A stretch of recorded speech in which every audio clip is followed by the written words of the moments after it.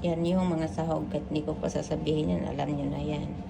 Tapos ito naman yung pinakasikreto ko, collagen. Yan, sinasahog ko yan sa bihon. Tapos ito naman yung tenga ng daga. Tapos ito naman yung pinipirito ko na yan, niluluto ko na yan eh. Tapos, oyster sauce, black sesame oil, salt and black pepper, sesame oil, yung mga sahog, garlic. Ay!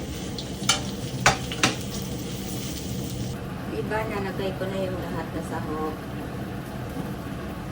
Lagyan ito salt and black pepper. Salt and black pepper to. Kasi nalagay ko na yung lahat ng sahog.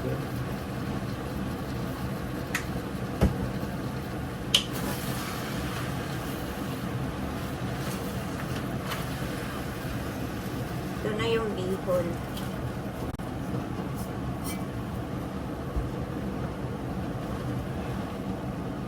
Ilalagay ko na yung secreto na collagen.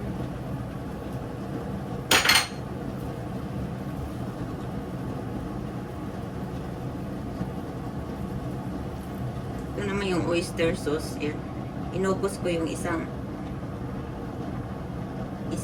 buto.